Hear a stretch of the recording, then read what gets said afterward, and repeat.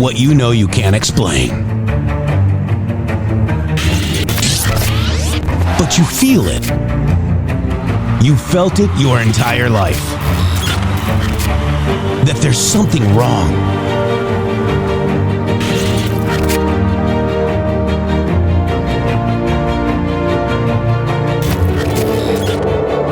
You don't know what it is, but it's there.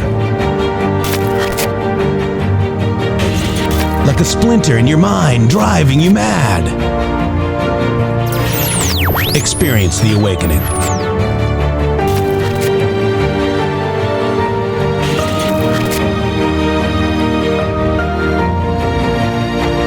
Brilliant anonymous researchers.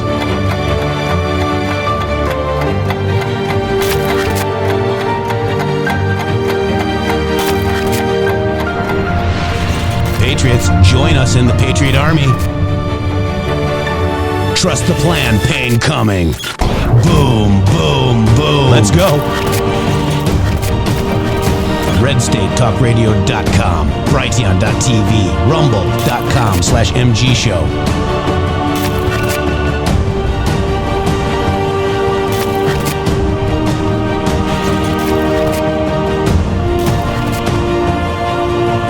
The end won't be for everyone. That choice to know will be yours.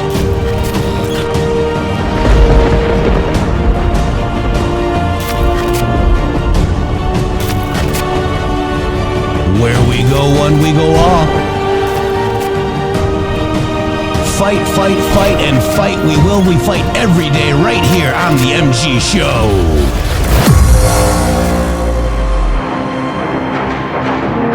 I talk to a lot of young people on campuses. My best, my dear friend, the great Charlie Kirk. Wow. The last several days have been extremely hard for our country. They've been hard for me, hard. Well, looks like we're going to have issues with for my family, Rumble today, hard for the countless people in this building who knew and loved Charlie Kirk, and of course, they've been hardest most of all for his dark. Wow, we're going to have issues with Rumble, guys. Wife, Erika. I think we're probably going to have issues with our show, too. I can see me being all messed up, too, Shady. Welcome to the show.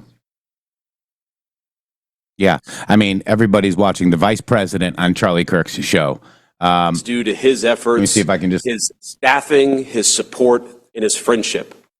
I don't think that I'm alone in saying that Charlie was the smartest political operative I ever met. Everyone knew him. No sound. Okay. So we got the X-Link. Let's just, Shady, you have sound. Everything's good, right? Everything sounded good to me. All right. All right. Poussin says I'm muted. Okay. All right. So we're fixed. Okay. We got that. So let's go ahead and join the president of the United States talking on JD Vance on Charlie Kirk Show. Here we go. Let's check it out, Shady. He didn't just teach people what to say. He didn't just teach people they could actually speak their mind on campus. He created a whole social network for an entire generation of young people. I know people who met their husband, who met their wife, who met the best man at their wedding at a TPUSA event. Because as you guys all know, it's not just about speaking our mind, it's about making friends along the way and creating that support network that won an election and that staffed the current federal government. I owe so much to Charlie. I've had friends reach out in just the last couple of days who sent me messages, screenshots that they exchanged with Charlie in the run-up to me getting selected by the president as his vice presidential running mate.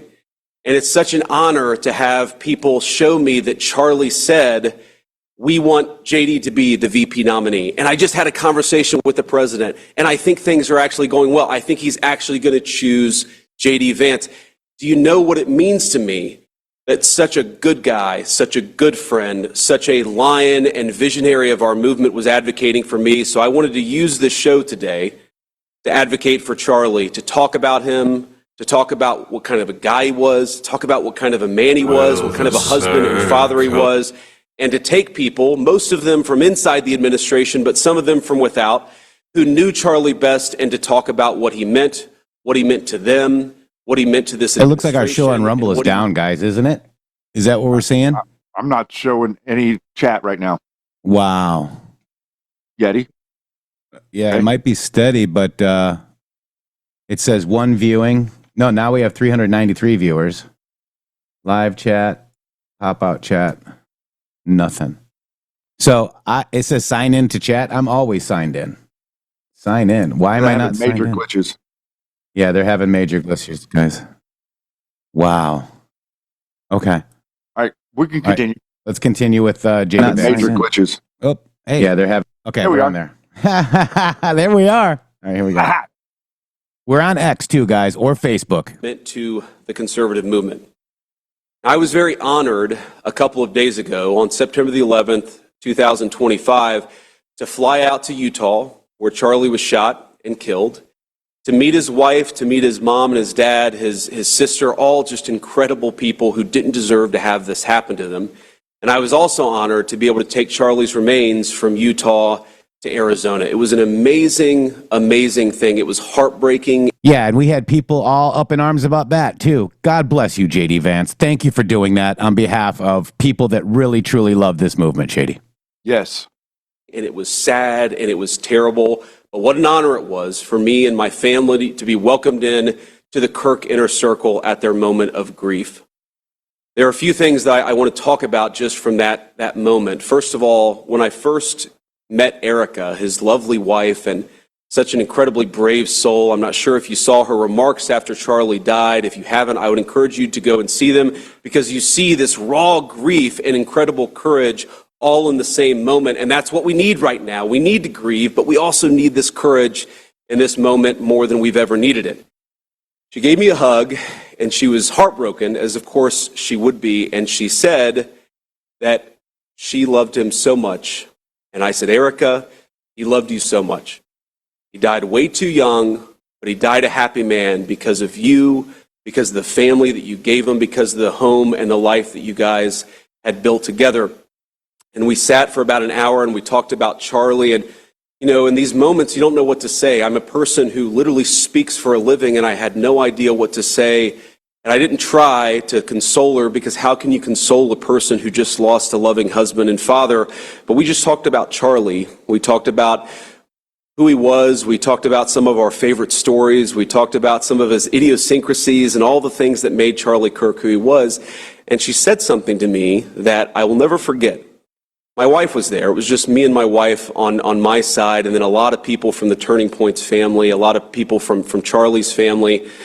And she said to me that Charlie never raised his voice, that he never cussed at her, that he was never cross or mean-spirited to her. And look, I'm a husband. I'm proud of being a husband. I think that on the great balance of things that I'm a pretty good husband, but I can never say that I was never unpleasant with my wife. I can never say that I've never raised my voice to my wife. Like most husbands, even the good ones, we're sometimes imperfect. And I took from that moment that I needed to be a better husband and I needed to be a better father. Because of all these moments that I shared just in the last few days, the books that I've read to my kids, going up to their bedroom and kissing them and hugging them before bed, I just realized that all of these moments that I get to have, Charlie is not able to have them anymore. And Charlie's kids and his beautiful wife are not able to have them anymore. And maybe the best way that I can contribute and the best way that I can honor my dear friend is to be the best husband that I can be, to be the kind of husband to my wife that he was to his.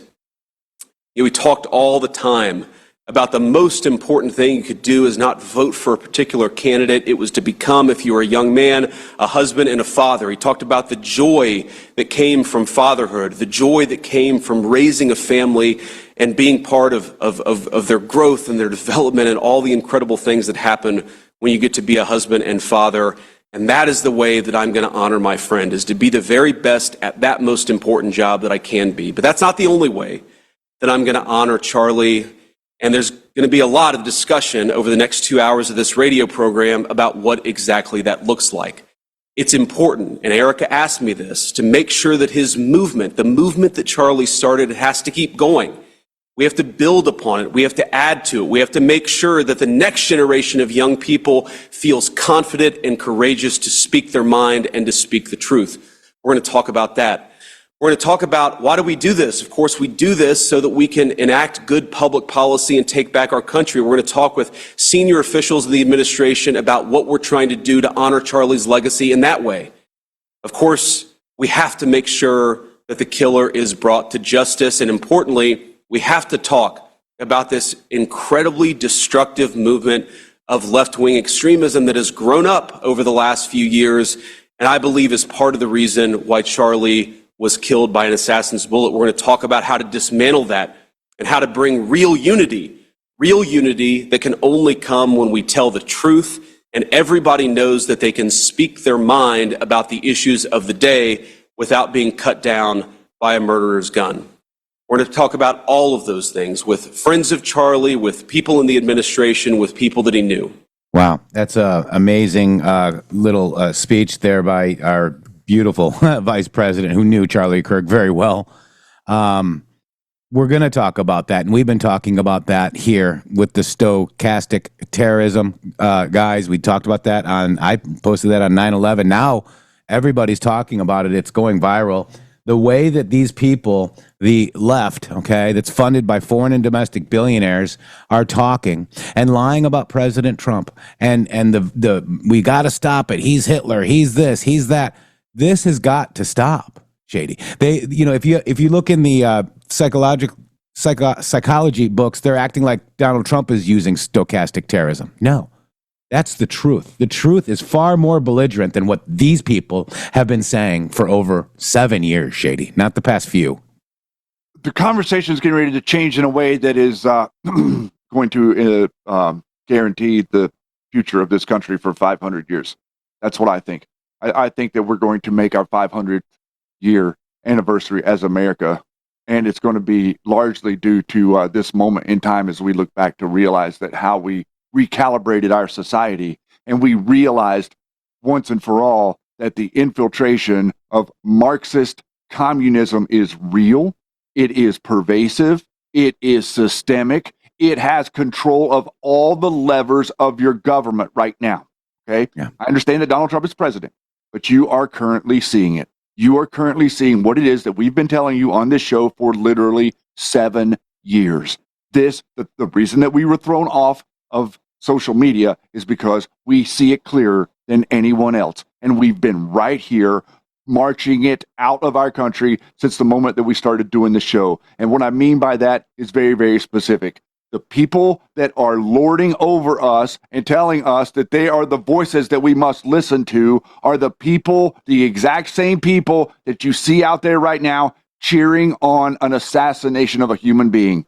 I don't care, guys. I don't care who you are as a human being. I don't care where you are on planet Earth as a human being. You deserve the right to be heard. You deserve the right to talk. You deserve the right to be listened to. And you have the right to live because you are alive. And because you are alive, you have the right to live. And these people that we talk about, now I'm going to say, the people that we're talking about are the people that use abortion for contraception. Okay? This is a death cult. And make no bones about it. You want to say that that's sensationalistic? You could say it all you want to, but that's what they are. They have already killed. They've already murdered. They've already done things that they've already tried to get your president. Are already that and a number of times. So not only just a little bit. They have lit a fire, and I said this over the weekend. They have poured Miracle Grow onto MAGA. That's effectively what they've done. They have now effectively silenced every leftist voice and every neocon voice in the room. You are all completely 100% irrelevant now. It is MAGA, and it is America first, and it is faith and God and country and family, and all of your other nonsense can go somewhere else. If you don't like it, go to Venezuela. If you don't like it, go to Mexico. If you don't like it, go to Canada. This is the American society. This is the society built by people who said it could be we the people that control the government. The government does not give you rules to follow.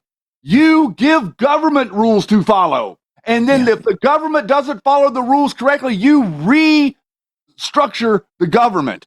Okay? This is the path that we're on. And I believe in my heart of hearts, after seeing what I saw this weekend, because my God, that was a hard week last week, guys. I'm telling you, that was a hard week for all of us. But at the end of the day, that light that we've been walking towards at the end of the tunnel, well, Charlie got there first. And that's okay, because we are here to carry that message, everybody. It is our job to carry that message for him. And I see it in every single one of you, damn it. I see it in every single one of you every day who comes here, who has plowed through all the nonsense. It's the Jews, all this conspiracy horse shit that's out there that has no basis in reality whatsoever. You've navigated it. You guys, I'm telling you right now, I'm looking at each one of you. If you're here listening to this broadcast, you're a leader. If you're listening to this broadcast, if you're hearing Shady talk to you right now, you are a leader in your community. Get out and lead. Don't be afraid anymore. Stand up and scream from the rooftops. Not anything about this show. Scream what you think. Scream what you know. Say it's a psyop. Say that this stuff is nonsense. That's the power of Charlie Kirk. Yeah. That's the power of what it is that he's done. And all of us are going to be so much better. We're going to be so much better of a country. We're going to be so much more faithful. We're going to be so much more able to listen.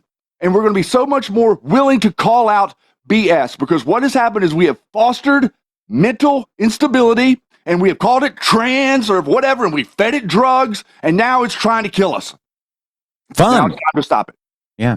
Yeah. You know, you don't need any extra rights if you're in the LGBT or whatever. You don't need any extra rights. You have a constitution. These are our God-given rights. All of us have them. You know, once you're under the, out of your parents' care, which is 18 years old usually, you can do whatever you want. Okay. And the parents that have been mutilating their children, we need to have a talk. You guys are abusing your children. And we are seeing something pretty disgusting. And I'm okay to say it now because I lost family members because I didn't believe in this shit. Yep. All of us did. All of us did. Oh, let's just, virtue signal and say, what does that do? Nothing. Nothing. Does it fix your country because they have rights or whoever, whatever? I'm tired of it. Land of Hoy, for Charlie. We are all Charlie now. TGA, nothing can stop what is coming. TBIY, TC, let's effing go. Thank you. Land of Hoy also did a subscription along with G Brothers and Cram as well. Mark, thank you. We're at the falling action right now, Shady Groove. Yep. People, Q always says, oh, we're in a movie. It's like, a movie is based off a book. A book has something called a falling action. It's the shape of a tragedy. When you're writing a book, right, Shady? You kind of follow me here? Yep, I'm following you, buddy. This is the falling action point of where we're at right now. The exposition is the Democrat Party. Okay, that's who we're writing about. The rising action, stochastic terrorism, the DNC and MSMU's dehumanization, and scholastic terrorism against Trump and you. Okay, MAGA. Okay, the climax, sadly, it was our friend Charlie Kirk. He was shot right just before this. The falling action, the Dems, MSM face the consequences of their stochastic terrorism and fall from grace. Essentially, the resolution is the death of the Democrat Party and maybe the Charlie Kirk Act, Shady?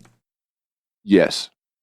So, this introduces the Democrat Party, describes the DNC and MSM using their dehumanization, all of their terrorism, stochastic terrorism against Trump. Trump is not the one doing it. They are. Projection. The climax highlights the pivotal moment of Charlie Kirk being shot.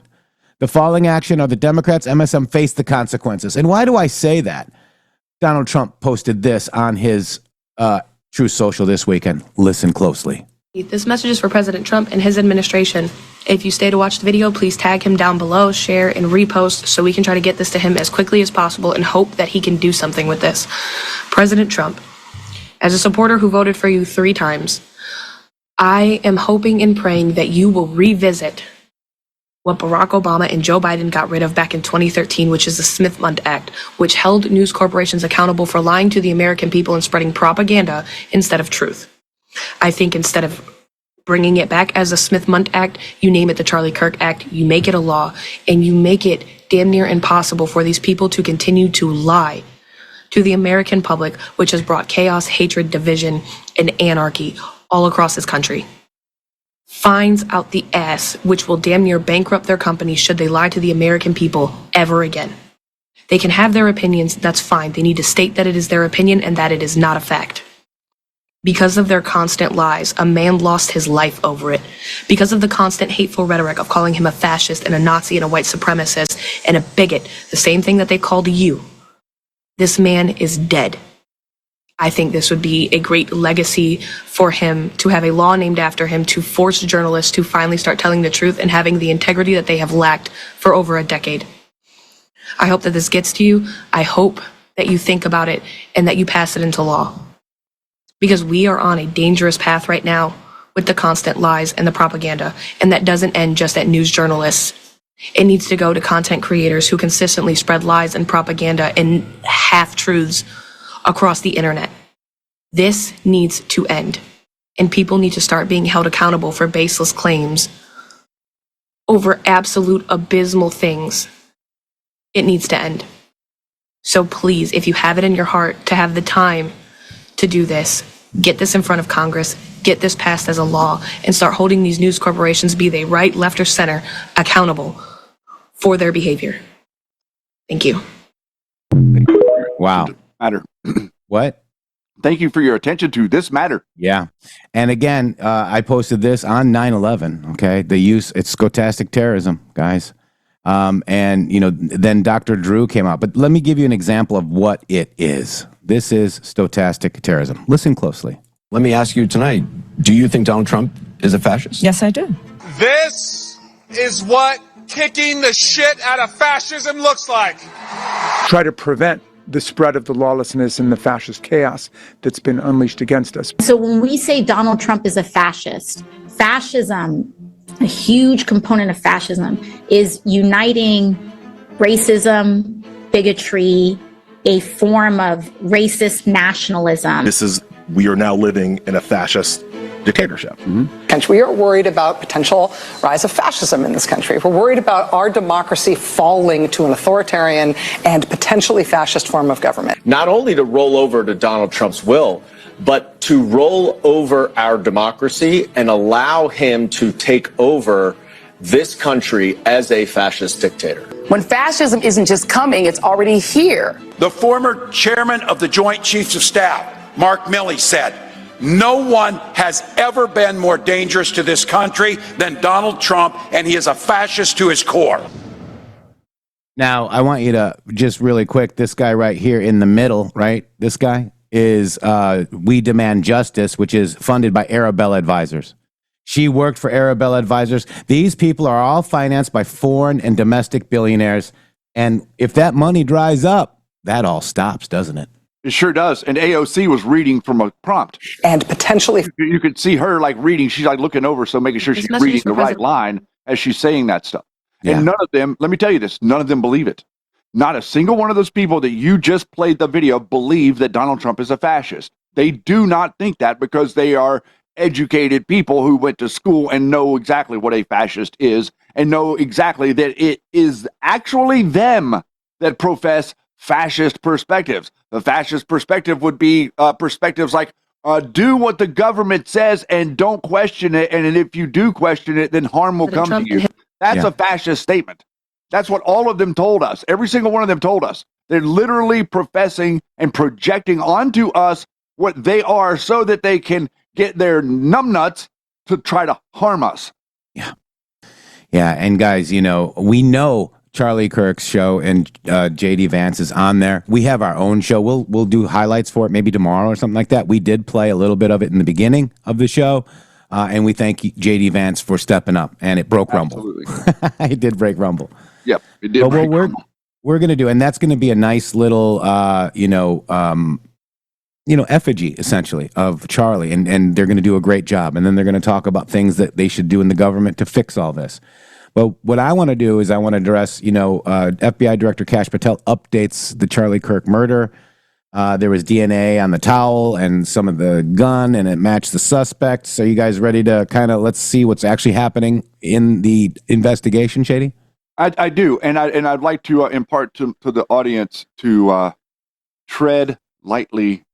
There are a myriad of BS narratives that are going around out there that are attempting to distract you and confuse you. And I want to explain something before we see this. I want to explain something very, very clear. The shell casing that shot Charlie Kirk was in the gun. The casing from the round that was fired was in the gun. It's a bolt action 30-06. You have to manually open the bolt, pull it back to eject the casing and reload the rifle. That casing, that was a casing that had no bullet in it, was in the gun when it was found. And when you hear the audio, you can clearly hear that there was one shot fired. You have to stick to the facts. There was not multiple shots fired. There was one shot fired, and the shot hit Charlie in the lower portion of his neck. It didn't come from the side. What about the palm gun? The palm gun is a distraction. There is no palm gun, guys. I'm sorry to explain this to you. I know you can listen. You can slow these videos down, and you can see all different kinds of stuff. That's why I'm telling you very specifically, the casing, the shot, there was one. If there was multiple guns, there was no way that there's like multiple guns being fired at the same time.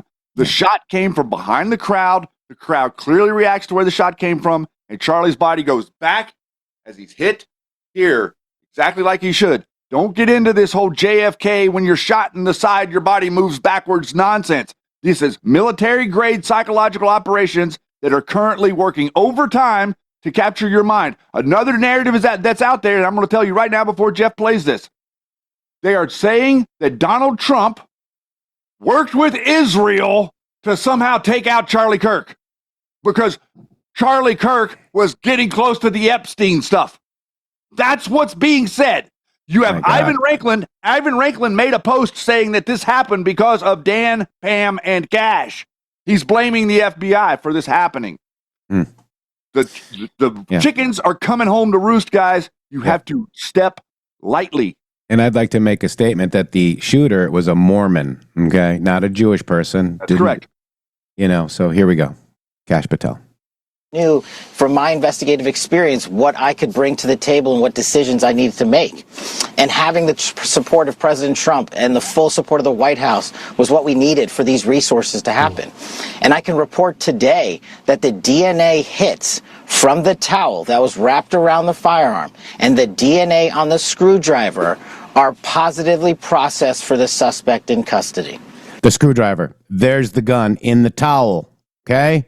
The screwdriver took the stock off. It's the rifle is bent in half or cut in half right here, essentially, Shady. Is that a good way to put it? Yes, sir. And you can see it clearly now.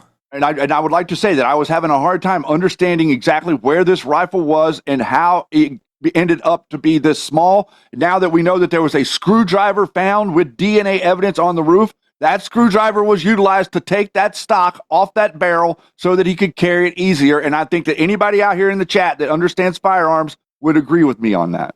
So here you go. There he is. Let's just watch right here. Okay, you can see it clearly. This is to happen. And I can report today that the DNA hits from the towel that was... There's something right there. Do you see him pull it down? Yep. It went vroom. Okay, that's the gun. Wrapped around the firearm. And the DNA on the screwdriver... He fell. ...are positively processed. There's the gun right there, guys, okay? You can see it. In half. ...for the suspect in custody.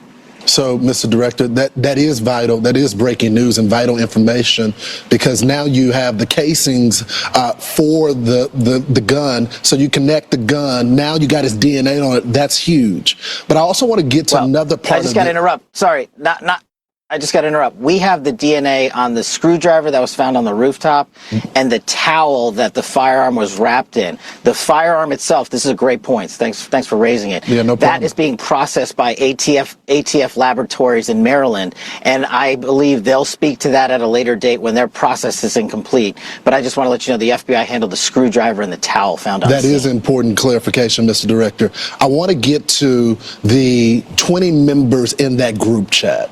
Have they been brought in from questioning? And the group chat that from our reporting that we're hearing is from after the assassination. Do you have the messages from before the assassination? Well, Well, let me take a step back and tell you what we were doing while we were there and how we were led to the suspect so that this all fits into the puzzle.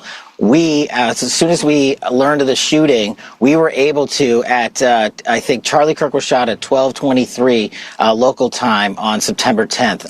By 12:39 p.m. local time, FBI assets were on scene securing the scene. We then launched at 10 a.m. the next day the first images of the suspect. Myself and the deputy arrived at 5 p.m. local time on September 11th. And then what we did was decided to have a press conference at 8 p.m. local, where we issued for the first time FBI obtained video footage that we seized from the security camera surveillance system and new images, enhanced images. I decided to release immediately to the public because we were working with the public and the media to find this killer. Shortly after that 8 p.m. release, at 10 p.m. local time, the suspect was in custody. Why? Because the father informed us, pursuant to an interview of him, that he looked at the video that we released that evening and the enhanced photos and identified the suspect. That's how fast the FBI was working to put out information in real time. And for comparative sake, the Boston bombing, the FBI didn't release images for 3 days. We know we didn't have 3 days. I made an executive decision on an investigative and operational need, and it turned out to be the right move because the men and women of the FBI said that's what we should be doing. Yeah, we knew when that video was released. I just want to jump in real. I haven't seen this whole thing. I saw a couple clips, but I just wanted to jump in right now. This is the person that they're criticizing, guys. This is the person that they're saying that's done something wrong. And I'd like to just to mention a little bit of the way that, a human being that has a good intuition, that probably is good at their job, they move against the establishment. Remember how Donald Trump moved against the establishment whenever he said, oh, yeah, we're not going to be having any more people from China fly over here. And then everybody said, oh, no, you can't stop travel from China. That would be absolutely crazy. And da-da-da-da-da. Because what? No reasoning. So Donald Trump stopped the travel from China.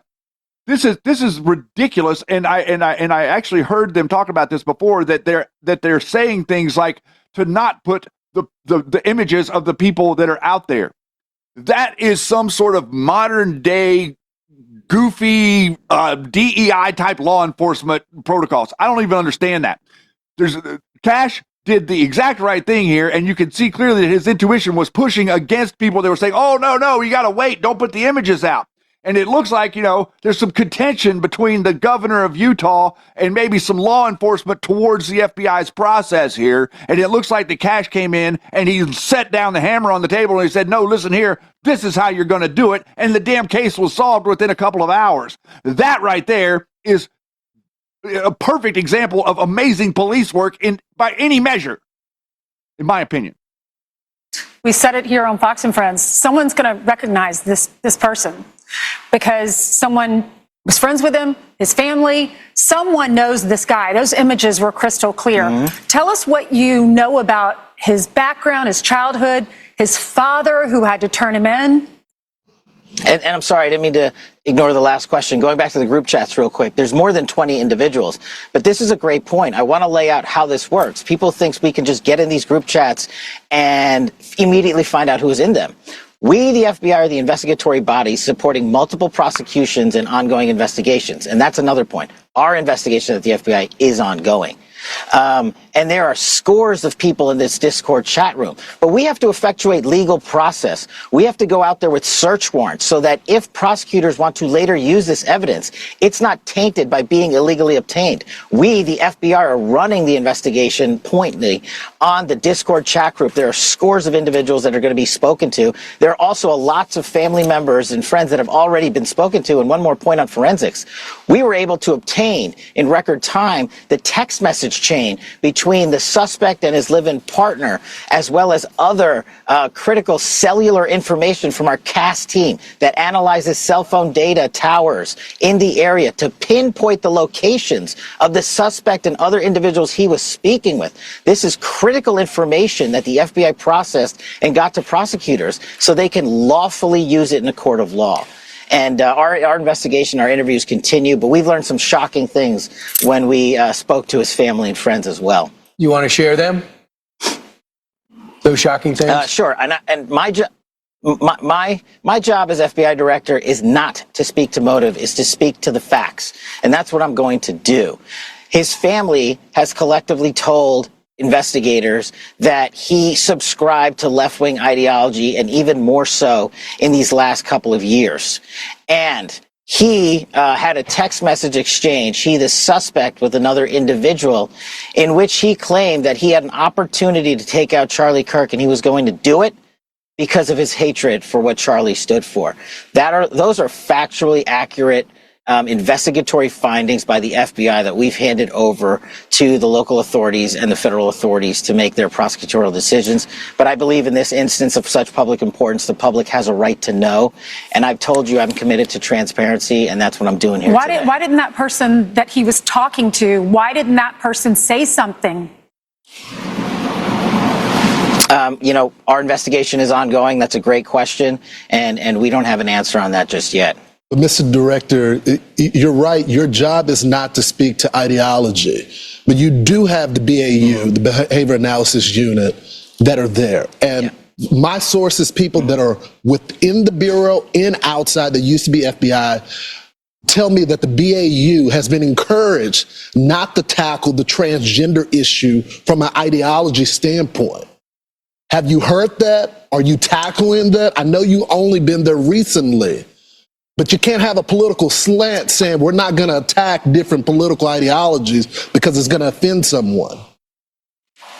You're absolutely right. And that's why me and the deputy have been quarterbacking this investigation ourselves. There is no one at the FBI that's going to politicize this investigation. There's no one at Quantico or anywhere else that is going to say we are not looking at X or Y. We are looking at the facts, and that is why we are releasing the facts in record fashion. If you go back and look at historical cases like Luigi Mangione and the Boston bombing, how long did it take the Bureau to release information to the public? We're not doing that. Those two manhunts took 5 days, and they happened in downtown major metropolises. We apprehended our suspect in 33 hours because we were transparent and open with the American public, and we're going to continue to do that. So anyone that thinks that the FBI is not on top of its game and that me and the deputy and everybody in leadership in our Salt Lake City field office in Quantico is doing anything politically, I'm not having it. And if you've heard anything else about it, they are lying to you. We're on it. That's why it's so important that you came on, and we're thrilled you are. A couple of other things. I have 2 quick questions. One, is it true what the governor said yesterday that he had a written note that you're looking into now prior to the assassination? Did he have a note? And the other one question is, the person that was texting with him about I have a shot at taking out Charlie Kirk, can that person be charged? So I'll take those in reverse. The charging decisions are up to our great partners at the Department of Justice and the Attorney General, who have been wonderful providing resources during this entire process, and we'll let them speak to any charging decisions. But we, the FBI, are investigating. As I said, our investigation is ongoing. We're interviewing dozens and dozens of suspects, subjects, witnesses, and the like, and continuing to examine forensic information, including cell phone data and DNA analyses. And once we make those findings handed over to our partners, as we're doing in real time, they'll make those decisions. And I'm sorry, Brian, I forgot your other question. You had a written note. Did he write a written note before the assassination attempt? That's what the governor said yesterday. And what did that say? If you could. So what I'm able to say. I'm sorry. So what I'm able to say is I addressed it partially earlier, is that the written note, we believe, what did exist, and we have evidence to show what was in that note, which is, and I'm going to summarize, basically saying the suspect wrote a note saying, I have the opportunity to take out Charlie Kirk, and I'm going to take it. That note was written before the shooting. Evidence of its existence, we now have learned, existed before the shooting, was in the location in the suspect and partner's home. But we have since learned that the note, even though it has been destroyed, we have found forensic evidence of the note, and we have confirmed what that note says because of our aggressive interview posture at the FBI. So, Mr. Director, I'm curious, and there has been some criticism, so I appreciate you coming on our program and discussing it with our audience. Can you tell us what was happening on the ground? Apparently, according to sources, you weren't getting some information, you requested photos, and you were being stonewalled. Now, I think it's important to note, there's always some sort of tension between local cops on the ground and the feds. They want to handle their own investigation, but of course, with an investigation of this magnitude, you have to step in, you have the resources. But can you explain, was it the local field office, was it the state police? What was going on? So the local authorities have been fantastic.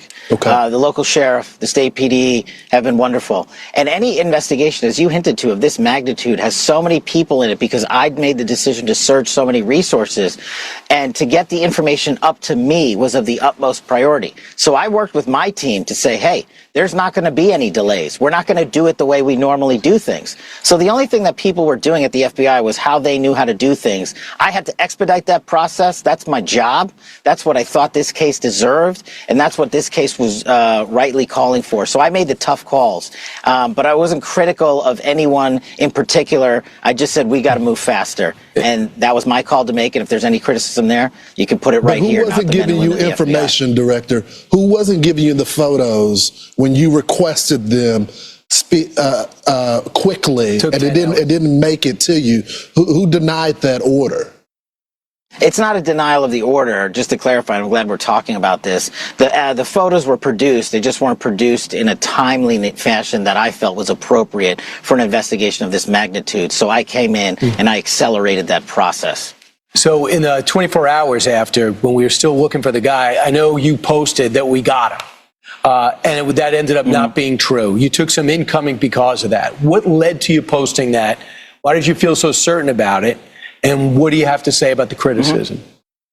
No, I appreciate this opportunity. Look, as I stated, I was being transparent with working with the public on our findings as I had them. I stated in that message that we had a subject and that we were going to interview him, and we did, and he was released. The job of the FBI is not just to manhunt the actual suspect who did the killing or suspects, but it's also to eliminate targets and eliminate subjects who are not involved in the process, and that's what we were doing. Could I have worded it a little better in the heat of the moment? Sure. But do I regret putting it out? Absolutely not. I was telling the world what the FBI was doing as we were doing, and I'm continuing to do that. Exactly what we said. I challenge anyone out there to find a director that has been more transparent and more willing to work the media on high-profile cases or any case the FBI is handling than we have been. And just follow, do you think that guy was part of the plot to distract you while this guy got away? Do you think there's any connection between two of those people that stood up and acted crazy at that moment? Well, as it's now been publicly reported, some of these people were taking claims for this horrific act of violence and they had nothing to do with it. Others were working what we call a daisy chain analyses, and this is where the cell phone data dumps are so important. We're seeing who talked to who, not just in chat groups. We're seeing who texted who was around who. We're using our geofencing capabilities to map out exactly where individuals were, and then we're also getting into their personal cell phone information to say, were you calling so-and-so? Were you texting so-and-so? And we know the suspect was communicating with folks, but as I've said, that cell phone tower information, you got to get it the right way, with search warrants, with lawful authority, so that our prosecutors can use it in court for whatever investigations they decide to prosecute. Kash, he's not saying a word. He's not admitting it. Is he remorseful? And what happens to him? Does he get the death penalty? Well, I'll let the state authorities speak to their prosecution, which is ongoing. As I think your summary is correct, based on my information that I have, he has not been cooperating in terms of interrogations with our law enforcement officials. And Mr. Director, we always appreciate it because every time there's silence, that's when the conspiracy theories pop up. Yeah. So we appreciate you coming out with us today and just telling people. Wow.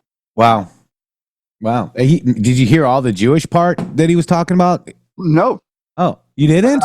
No, I missed that part. I must have been out, but I didn't leave. No, I didn't leave either. I didn't hear anything about Jewish. I didn't either. Or Israel. Wow. Isn't that weird? You know what I did hear, though? I heard a couple things. I heard some things I've never heard before. I heard what you would think of as actual FBI investigation would look like. Like, this sense of you see all this dumb stuff in movies and they make you think that the FBI is all really right on top of everything. Well, I've never really seen that example before in my whole entire life until the last 6 months. And then right now, like he comes out here and he's saying that we were being transparent. Well, the MG show told you last week, whenever that they had put that out, that more than likely that was a transparency thing, and that if people are like trying to claim that they did this to Charlie, because everybody, you can clearly see that there's quite a number of people on the left that want to take the credit for taking Charlie out. They're not really ashamed of that. So that lines right up with everything else, and all of the information that he gave us right there is absolutely unprecedented. Can we go to the videotape where Christopher Wray ever came out on Fox and Friends and explained exactly how the investigation got the guy? He never did that because the FBI under Christopher Wray and Comey never got the guy. So let's listen to Bongino. He came in as well. Check it out. A couple of things that he made news on, but first I want to drill in on this.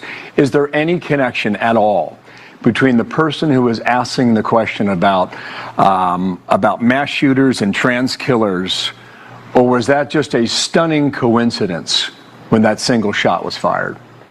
Well, we're investigating that. I don't want to say conclusively right now if there was a connection or not.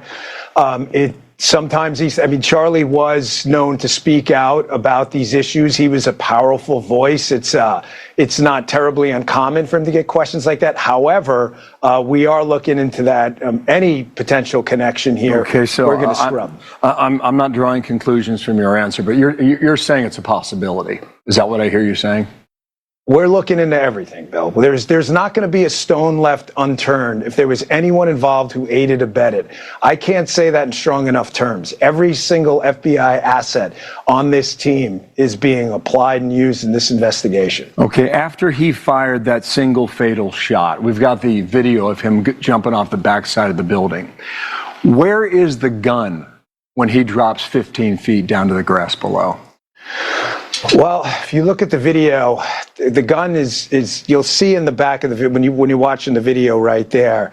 It appears from the video here that the gun is either in the backpack or on him. When he jumps down, this is where, by the way, this part of the video, this is where we got a significant portion of the forensic evidence in the case, which we had to expedite.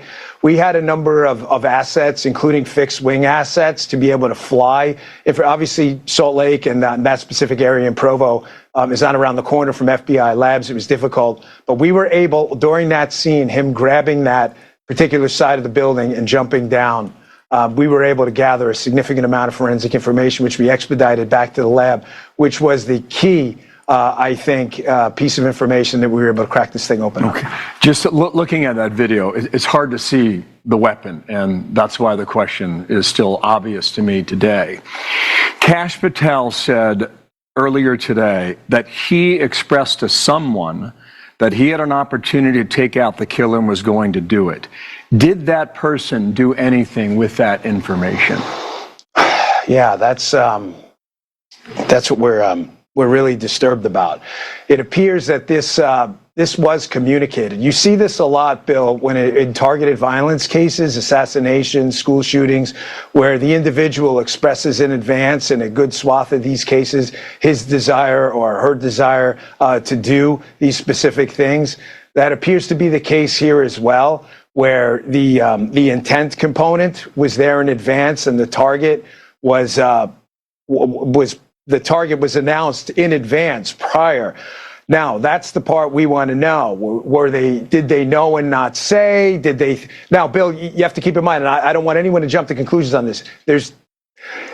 Did they say it, hear it, and think it was some kind of a joke? That's what we're trying to find out now. But I promise you, if there's a larger network here, we're going to get that out to the public as soon as we can. We really are. Okay, the reason why this is really important to your investigation, understanding motive that I'll get to in a moment here, is that I believe that if I've got the dates right here, that event was announced 1 week before it happened. And we've got the reporting from over the weekend that said that the killer, the accused killer now, expressed views with his family at a dinner table. And I don't know what the timeline is between when that happened. Was it hours or was it days? I mean, clearly it had to be at least a couple days, if not less. And if he also expressed this opinion that he had an opportunity to take out Kirk and was going to do it. Well, when was that message transmitted? From the point that Charlie was killed. This is the troubling part of the investigation as I see it now. There appear to have been multiple warning signs. You just laid out some of them. There were people in his network, friends and family, who had stated that he had become more political, that he had become, at some parts, I believe some of his coworkers had stated that he had kind of detached himself when the topic of politics came up and walked away from them. Family members said he'd become more political, leading us to believe that this ideology had infected him and had taken over. And he was just intent, it appears, from the data we've accumulated and the channel and that note, which we have some evidence may have existed before based on the communications in that channel, that his target was obviously going to be Charlie and that people knew in advance. The question is, again, I just want to go back to what you had asked before.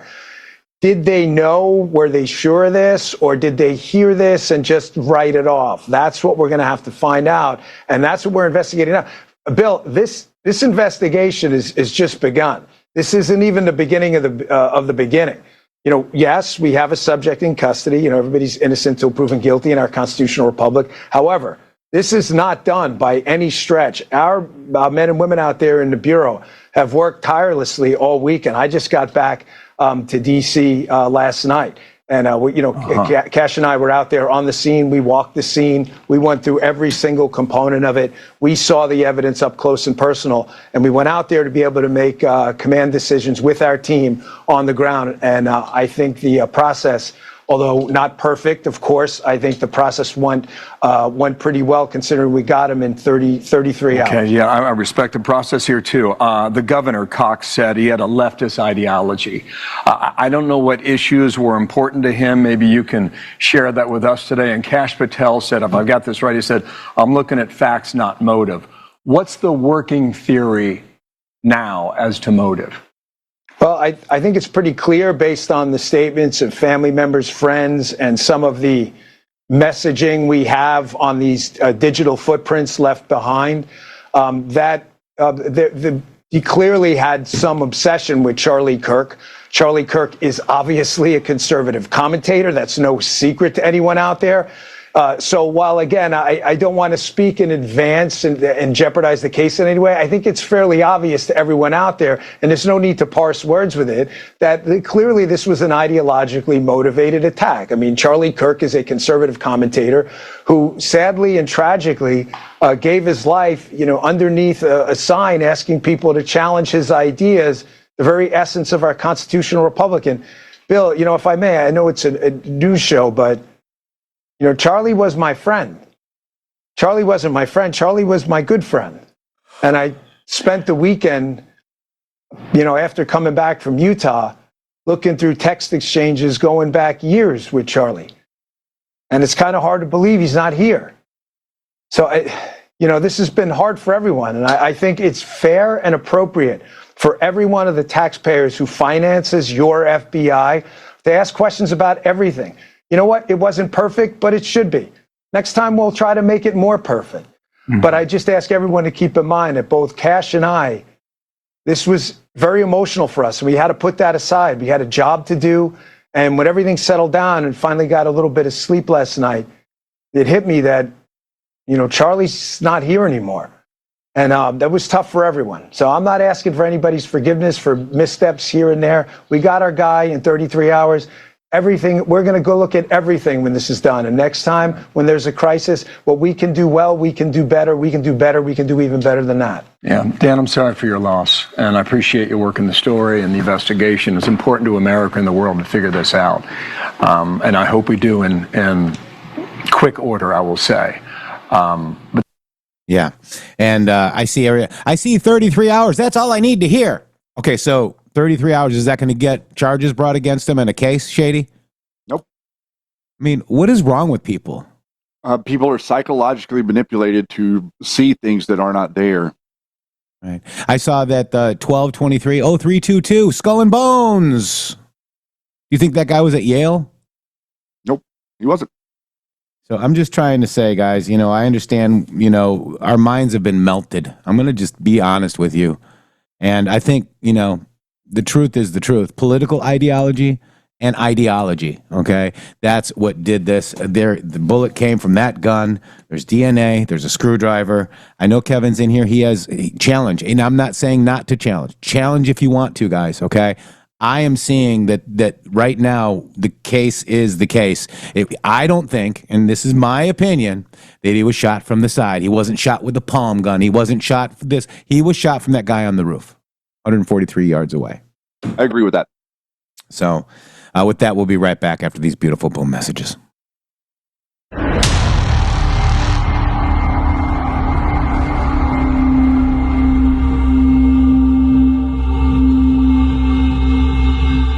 Hello to all of you beautiful patriots out there. First of all, let me just thank you all for supporting this show. We wouldn't be here without you. But I have a huge announcement regarding donations. It has come to our attention that using the Rumble app is taking an additional 30% of your donation to the show. Let me explain. According to our TOS, Rumble takes 20% of all donations made through the web browser. And that's a 20%. It's a good deal if you consider other platforms like YouTube and such. There is a hidden cost that we just found out. For example, we received the generous $500 donation from Spilty, and thank you so much for that, from the Rumble app on Apple. So Rumble took 20% and Apple took an additional 30%. We brought that to Rumble and they said, well, Rumble's take of tips and donations is 20%. That's if the transaction is done through the web browser. If using the Android or iOS app, it's an additional 30% collected by those platforms. So please use the web browser to make your donations to the show and avoid the hidden fees by Apple and Android. That's right. You can also support us at GiveSendGo/HelpMGShow, mg.show/donate. We have PayPal and Cash App. Both are at RealMGShow or $RealMGShow. Please help us out. We appreciate it. Thank you. Thank you.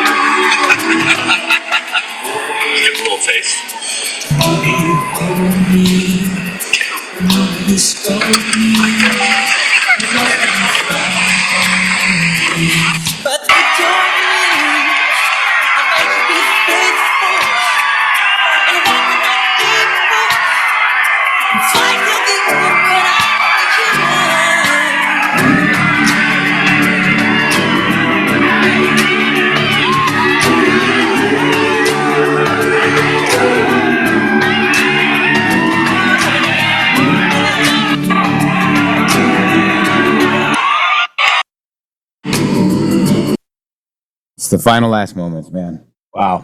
You know, I see things. Your buddy is saying all this. I am me, okay? I am not anybody else but me. Shady is shady. We are not affiliated with any psychological operation group like the Flynn Network. In fact, we rebuke them in the name of Jesus. And I am me. This is the MG show. Nobody else but me and Shady. Shady. Yes, sir. Thank you for that. You know, a couple things that I would like to just wind up and say here real quick as we start the second hour is, you know, you're trained to be like a squirrel running after a nut. That's what the system trains you to do. You have to resist that training as a human being to understand what it is that's really going on and how the situation is being utilized to manipulate you. You can't navigate this world if you think that you're not being manipulated and if you don't double think everything that people are trying to tell you, okay? And I'm going to say a couple of things really quick. I saw a couple of the comments in the chat, and I'm going to talk to you directly. JFK was shot from the front. His body went backwards. Charlie Kirk was shot from the front. His body went backwards. Okay? The body went backwards. He was hit here. This recoil, when you're hit in the neck, your body's going to do that. Arm move up. If he was hit at this side, the blood would have been on this side. You have to be able to use your own discernment and understand what we're talking about. Lee Harvey Oswald did not kill Kennedy. That does not mean that this kid did not kill Charlie Kirk. You're jumping to these crazy conclusions, and I'm seeing people doing it all over the place. It's currently. I want to show you this, Jeff. I got to show everybody this so that you can see. I want you to see if you're going against. I'm not going to even speak to it. Read it. Read it. Who assassinated Charlie Kirk? Left-wing activist, 31.8%. Professional hitman, 68.2%. Pam, Kash, and Dan's inaction against the deep state, enabling their minions. That's Ivan Raiklin saying that because of Pam, Kash, and Dan Bongino, Charlie Kirk is murdered. If you're agreeing with this conspiracy that you're seeing right here, then you aren't with us and Kash and Trump and MAGA. I'm sorry. I'm listening to the investigation because the investigation is making sense to me. It doesn't mean that just because other investigations didn't make sense, then I'm making sense of something that doesn't make sense. Yeah. I'm explaining to you, just like I explained to you at the beginning, the facts of the matter. Yeah. Listen to the video. One shot is fired. So you're basically saying that the gun, you're saying that the bullet, the casing that the FBI is saying, the casing that was found in the gun that was fired was not fired. You're saying that that was a full bullet that had etchings on it. That's what you're saying. You're calling the whole situation, everybody that's telling, they're covering that up. That's a lie. You have got to get if you are in this field, in this camp, what I just showed you with Owen and Ivan, if you're over there already, you're lost. You're already lost. And you're probably going in a different direction than the MG show is going. And I want you all to think about, you know, it's good to question. I have no problem with it. But a lot of these things are getting way out of hand. And I'm going to want you to tell Miss Charlie Kirk all of your little stupid ass theories. Here we go. Good evening. My name is Erika Kirk. Charlie Kirk is my husband. I first want to thank the local, state, and federal law enforcement who worked tirelessly to capture my husband's assassin so that he can be brought to justice. I want to thank the first responders who struggled heroically to save Charles's life, and the police who acted bravely to make sure that there were no other victims on that terrible afternoon. I want to thank the officers who have protected our Turning Point USA family these past 2 days. And I want to thank the Turning Point USA board, the COO, Justin Strife, and my husband's chief of staff, the amazing Mikey McCoy, for all their work in these terrible days to be the stability for our family and for the wider Turning Point USA family as well. My heart is with every one of my husband's employees who lost a friend and a mentor. I want to thank the staffers of his amazing Charlie Kirk Show, who helped him broadcast from this studio, this chair, every day. He loved what he did. I want to thank the millions of people who have shown their love for Charlie here in Phoenix, across America, and worldwide. I want to thank my husband's dear friend, Vice President Vance, and his phenomenal wife, Usha, for their love and support. You guys honored my husband so well bringing him home. You both are tremendous. I want to thank President Trump and his incredible family for the same. Mr. President, my husband loved you. And he knew that you loved him too. He did. Your friendship was amazing. You supported him so well, as did he for you. 2 days ago, my husband, Charlie, went to see the face of his Savior and his God. Charlie always said that when he was gone, he wanted to be remembered for his courage and for his faith. And one of the final conversations that he had on this earth, my husband witnessed for his Lord and Savior, Jesus Christ. Now and for all eternity, he will stand at his Savior's side, wearing the glorious crown of a martyr. Charlie loved life. He loved his life. He loved America. He loved nature, which helped him always bring him closer to God. He loved the Chicago Cubs. And my goodness, did he love the Oregon Ducks. Want me to say go Ducks. So go Ducks, Shady. Since they play on Saturday. Go Ducks. So go Ducks. Go Cubs, me. But most of all, Charlie loved his children. And he loved me with all of his heart. And I knew that. Every day I knew that. He made sure I knew that every day. Every day he would ask me, how can I serve you better? How can I be a better husband? How can I be a better father? Every day. Every day. Such a good man. He still is a good man. He was the perfect father. He was the perfect husband.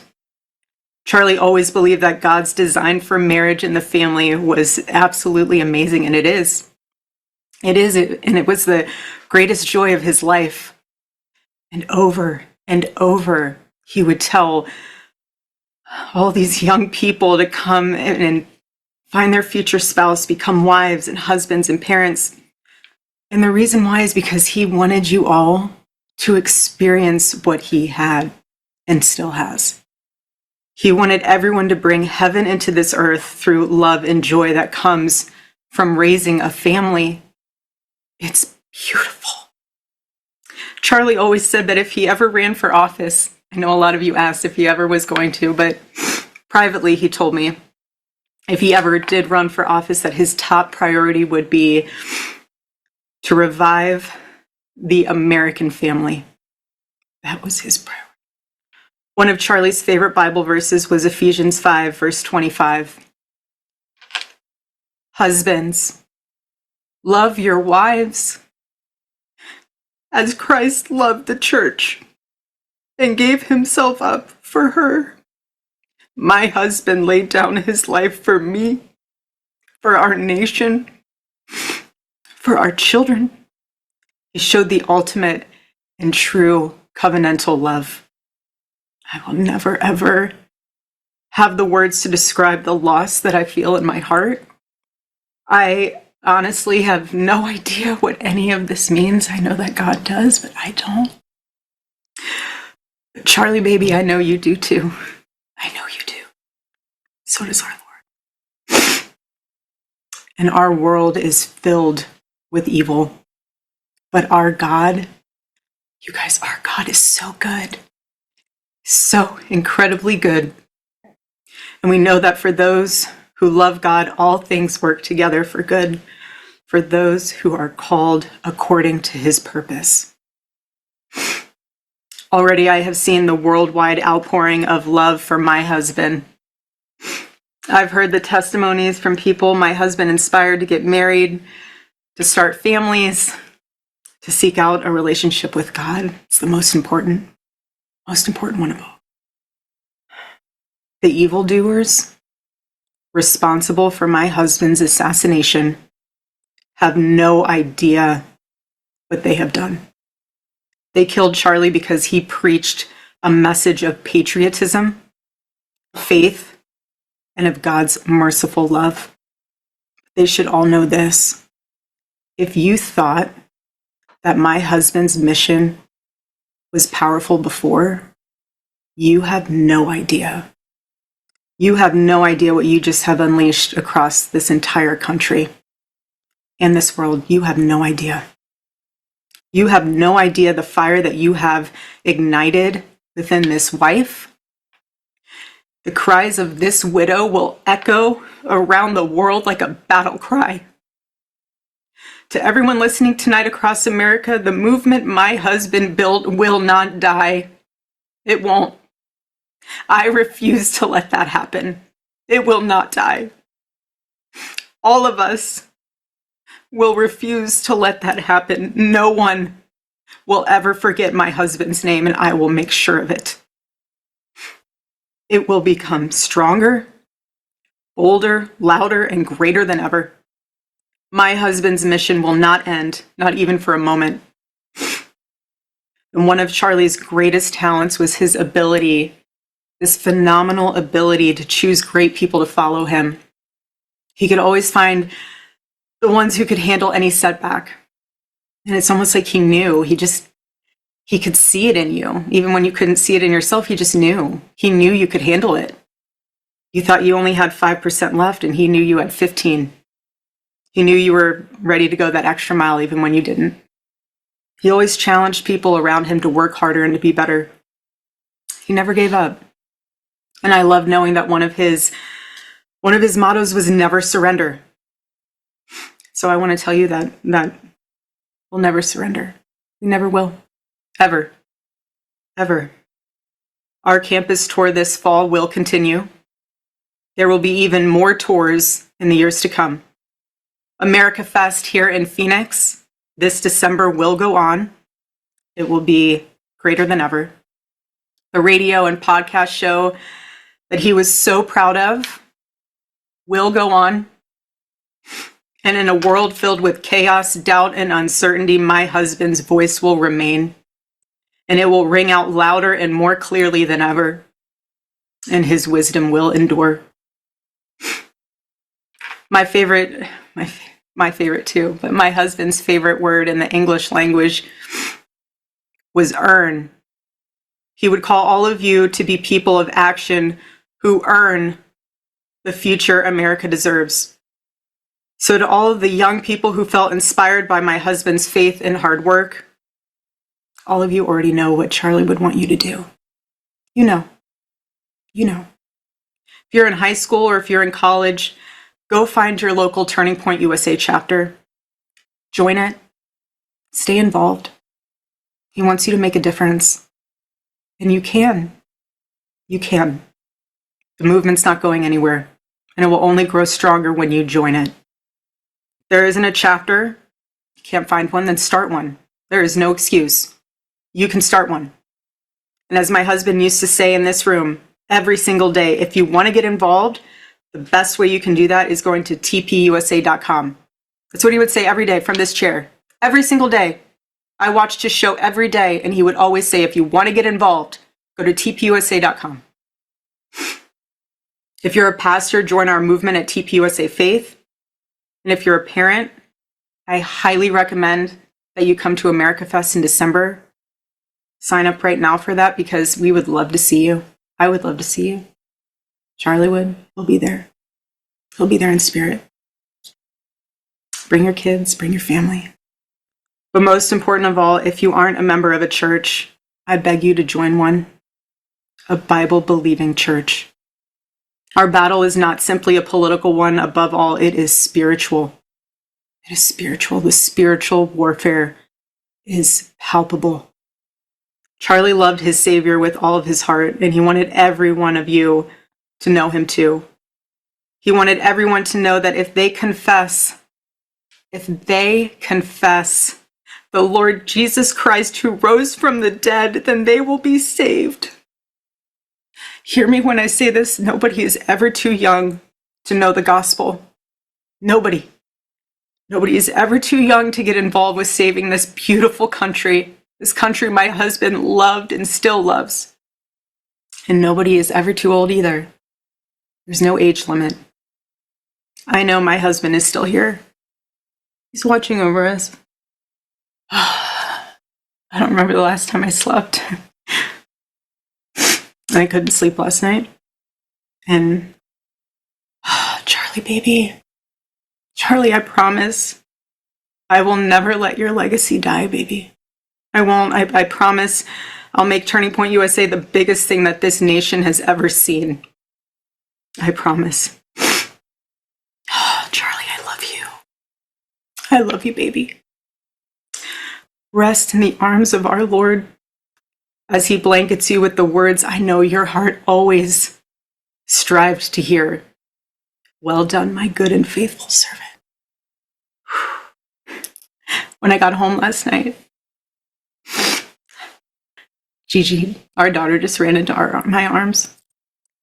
And I talked to her and she said, Mommy, I missed you. I said, I miss you too, baby. She goes, where's Daddy? What do you tell a 3-year-old? She's 3.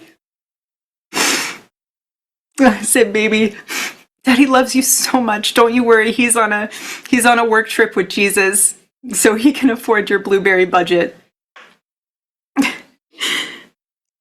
And my goodness, am I so humbled to witness Charlie, you alongside Jesus right now, doing what you always want to do, baby. Making heaven crowded, right? That's what it's all about. Making heaven crowded. I can't wait to see you again one day. Thank you all again who love my husband, who supported him, who wrote him an email every single day during his radio show. He read all of them. All of them. God bless you all. And may God bless America.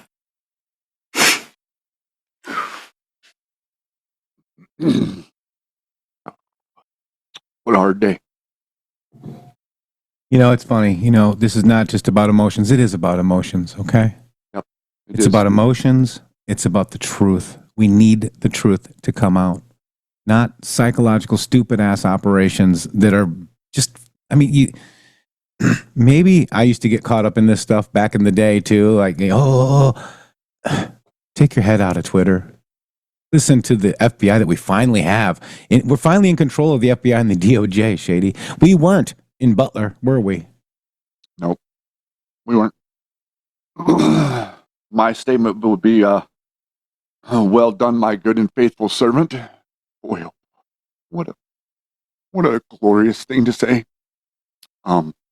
If any of us could ever strive to be the type of human that someone would say that about after they were murdered, by God, you've created a life for yourself. If someone says that about you after you're murdered. The emotion that we're processing right now is going to turn into something that you've never seen before. The clear point of all of this is that people on our side say that we use firearms to defend ourselves and to hunt for game is because we use firearms to defend ourselves and hunt for game. The reason that the left screams and yells that firearms are dangerous is because the left uses firearms to kill people. That has been the dynamic for a long, long time that a lot of people aren't willing to look at.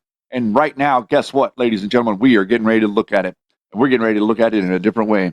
If you think that you putting your true self, if you think that you did this country a service by not saying anything whenever somebody was putting a boy in your girls' sports, if you think you did something good by not saying anything whenever these idiots were putting masks on 2-year-olds, whenever they were injecting things into people that people didn't want injected to them so that they could go to work, you think that we aren't going to re-engineer? Whenever Charlie Kirk said, and I'm going to mention this real quick too before I go on, I did not agree with Charlie Kirk on a number of things. I had issue with the things that Charlie Kirk seemed like he short-sighted a number of things. Charlie Kirk did not delve into almost any of this stuff that has to do with what really happened on 9/11. And a number of other different things that Charlie Kirk didn't go. And I don't care about any of that. You know why? Because I can see what the man did. You have to be able to look past what people don't do to see what they did. You know what he did? He had a wife and family that came out and she said, "Well done, my good and faithful servant." The strength that you just saw right there is going to change America forever. The Democrat Party will never win another presidential election. They will not. They may never win another gubernatorial election, for Christ's sake, from what I can see right now. This is unbelievable. This is what we saw on Twitter. A lot of people have been sending me stuff that was on Blue Sky that was absolutely insane. And you try to compare it to any moment in your life that you felt like this. Like, have you ever seen someone on the political? That would be like saying that people were celebrating whenever JFK was killed. How many people in this country do you think celebrated JFK being killed that weren't in the intelligence agencies or the bloodline families that wanted him dead? The same people are celebrating. You've got to see it. It's the communist Marxist infiltration of our country. They control your teachers' unions. They control your professorships on all these universities.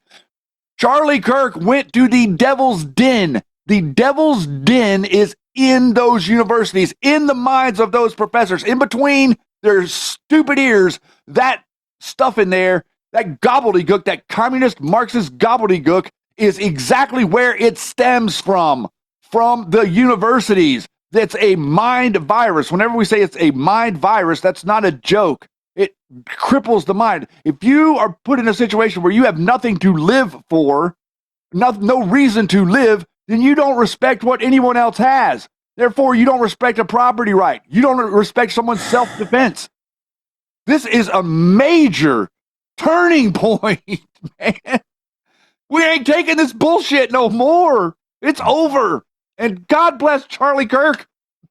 So I got a comment in here. Conversation. So trust the FBI. Don't ask questions. Don't use discernment when something feels off, and don't add up. Gotcha. And do question anything. You're a vile person, and if you do question, isn't that exactly what we said? Where you're a vile person and deserve to be shunned? No. But what you guys got to realize is that you are believing a Pakistani narrative. Okay. We've got proof here, right here, in the hours after Kirk's assassination. Let's just look at it. Pro-Palestine propaganda outlets tried to hijack the narrative. They spread the lie that Charlie Kirk was anti-Israel. So are you pro-Palestinian, guys? Huh? Who else would like Palestine? We know about the Awan brothers and who might be involved with them, okay? In September 11th, 2011, an earlier version of this article described incorrectly an anti-Semitic statement that Charlie Kirk had made on an episode of his podcast. He was quoting a statement from a post on social media and went on to critique it like he does it all the time, okay? So this is the group right here, Shady Grove. Let's just see. Oh, wow, look at. Wait a minute. The Jew that was accused as a decoy in the Charlie Kirk assassination also used for 9/11. Look at this. Same thing, guys. These are foreign bots hijacking your mind. Yep. So I just want you guys to be smart enough to realize propaganda when you see it. You can question all you want. I question all the time. I question everything. I'm questioning your comment.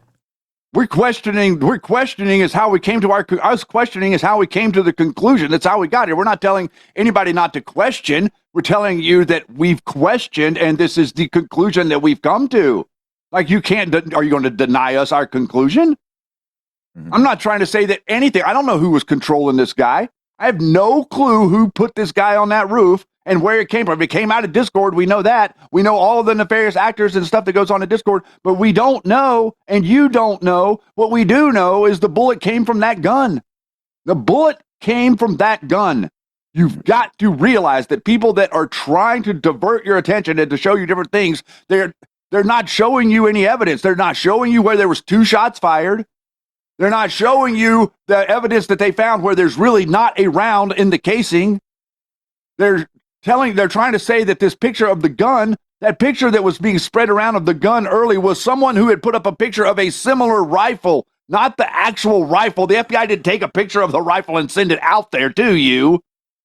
You got to use your common sense, man. And I swear, Jeff, I've heard so much gobbledygook from FBI directors in Congress, I could puke. And what I heard from Kash Patel this morning was like I said to you, it was like he was giving us a briefing here on the show. It was like he was talking directly to people that had some damn common sense, and he wasn't talking to the leftist lunatics who are just out to bury us.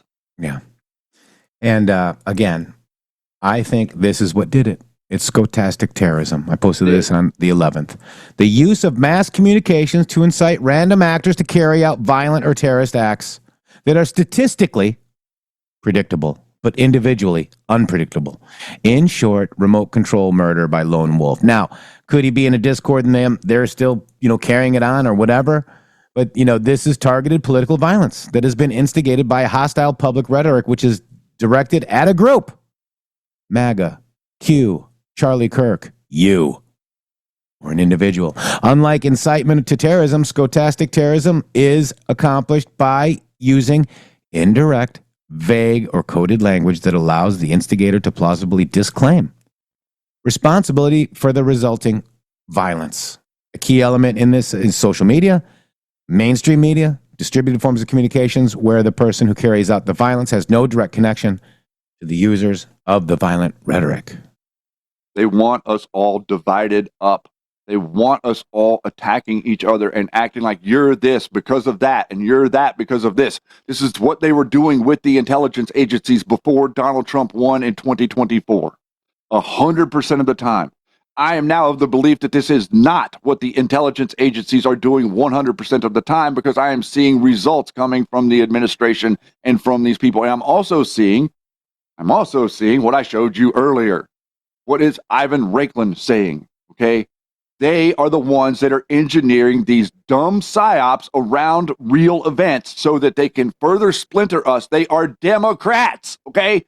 They are Democrats. That's what they are. They are spreading all of this divisive stuff around on purpose. They don't really think any of it. Alex Jones doesn't think he doesn't think 3/4 of the dumb stuff he comes out and says on the air. He just knows that it is sensational, and he knows that it will get him clicks, and he knows that he will become more infamous if he puts out more sensationalistic information. That is the way of the world, and it sucks, but that's the way it works. We could become infamous if we would put out sensationalistic information. I choose not to put out sensationalistic information that I cannot prove, and we are doing it again today.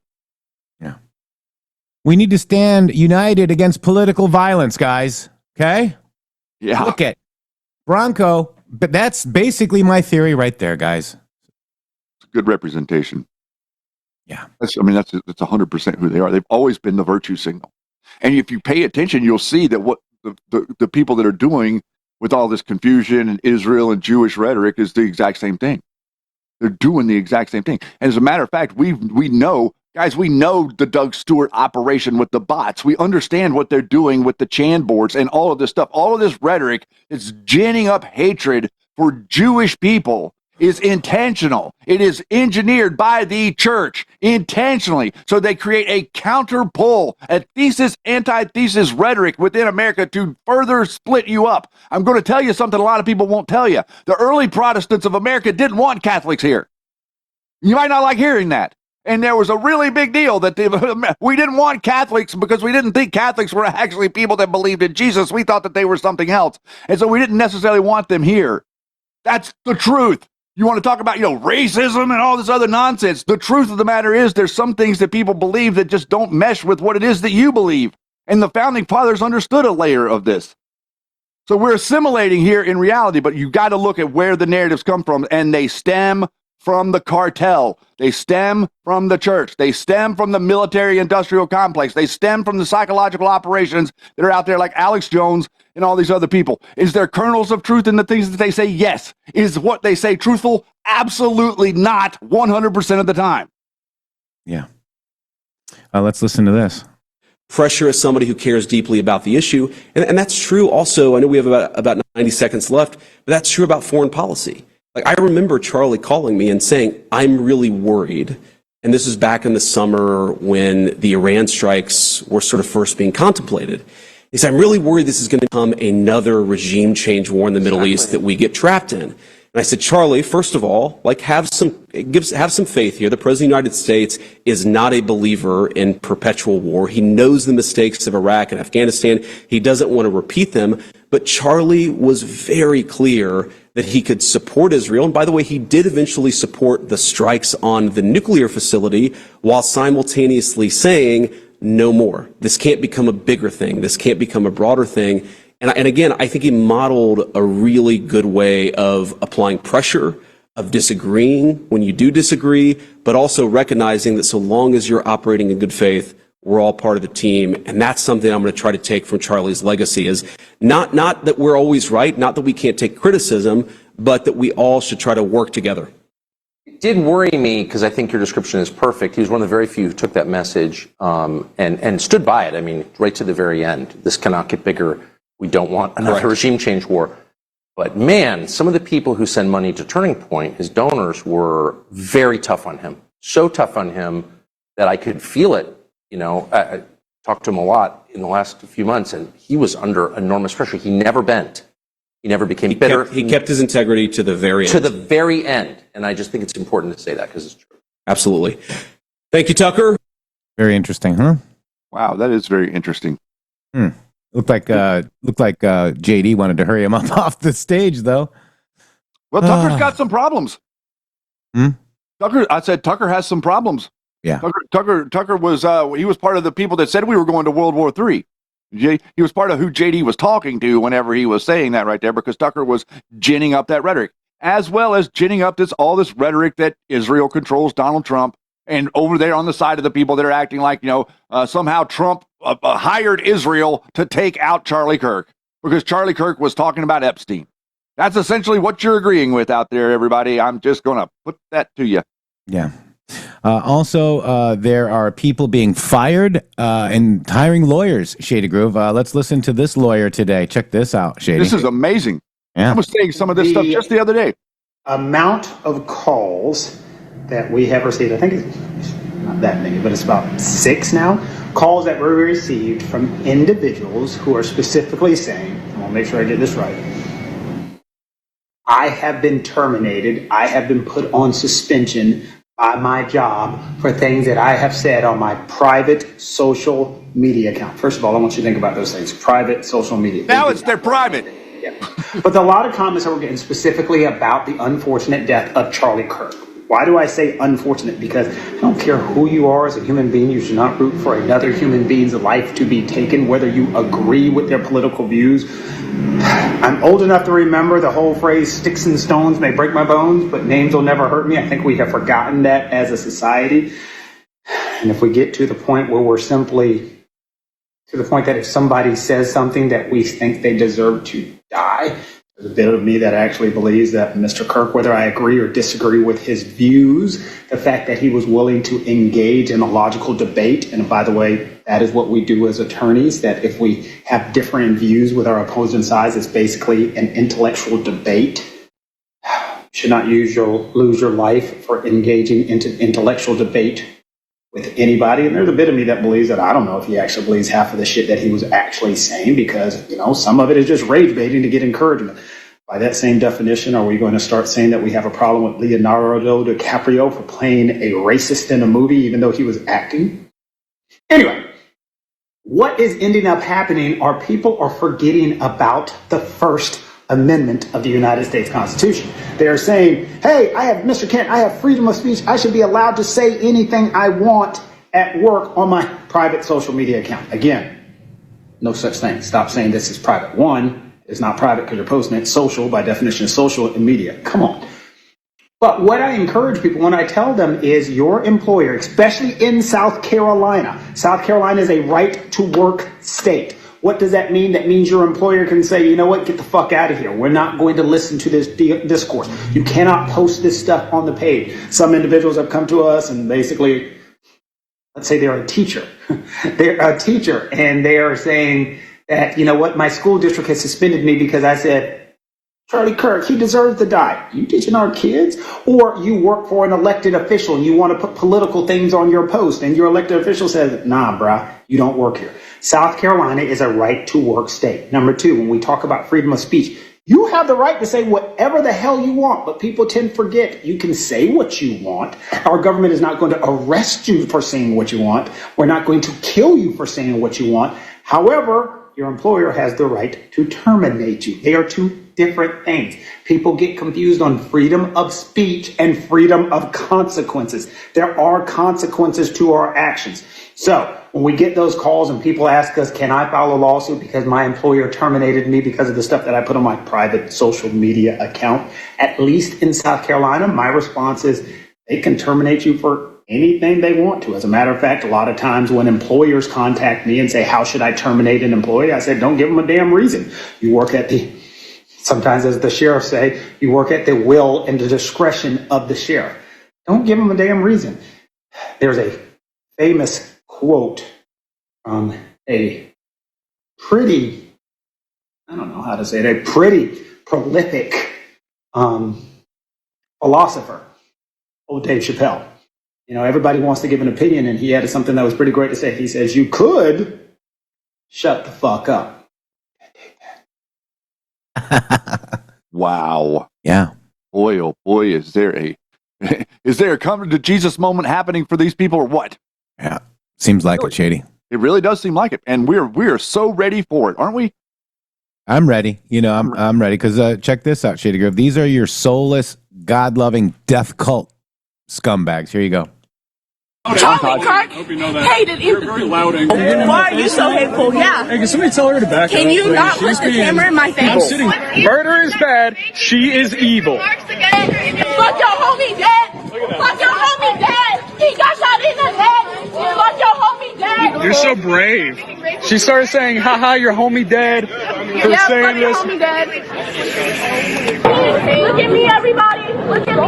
Look at me, Evil is real, people, and it kind of looks like that. Yeah. Evil. Evil. You're stereotyping. Explain. I get to receive my reparations for slavery. You don't deserve it. Yo! You basically just called me a nigger. Oh my God.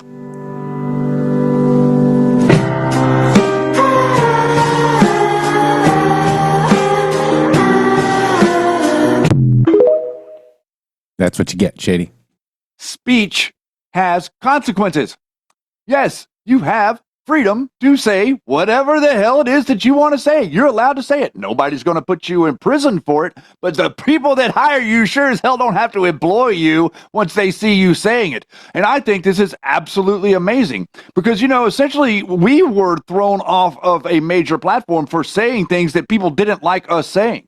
We were saying things about government corruption and they were throwing us off of platforms. These people are literally saying they were trying to paint us as everything. Oh, you're a terrorist. Oh, you're this. You're a QAnon. Blah, blah, blah. You got to be taken down off the internet. But these people think that they can go out there and scream and say, oh, well, we're glad that he was killed.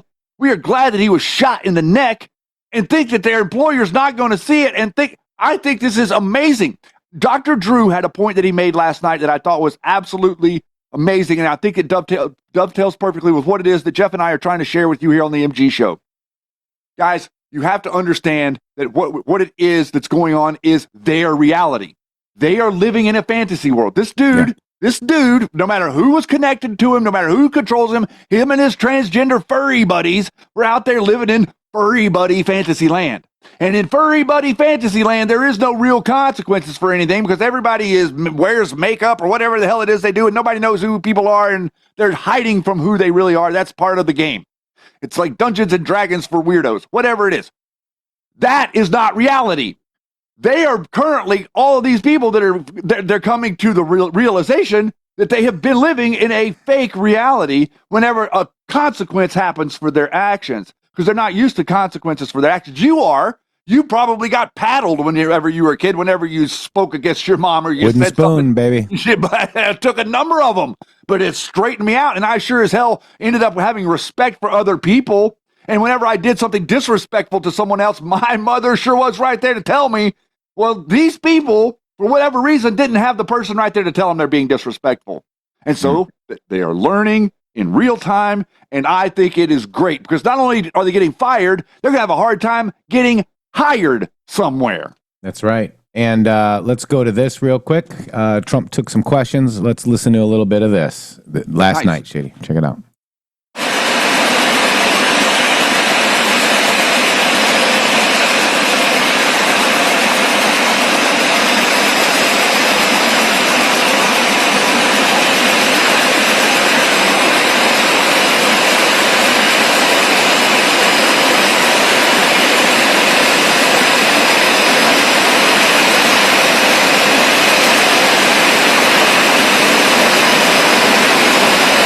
Now, I wanted to play the whole thing of him coming out at you guys because look at him.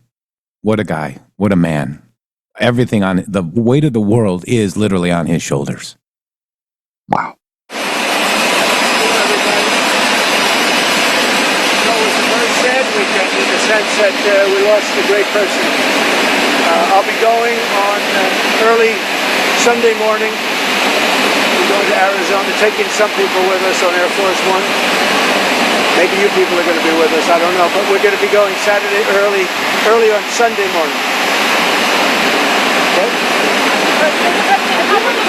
Go ahead. Good. We had talks going on. Scott Bessent was there and some others. Jameson is here.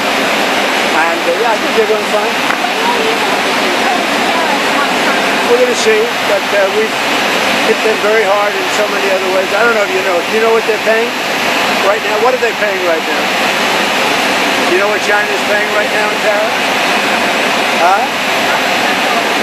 A lot.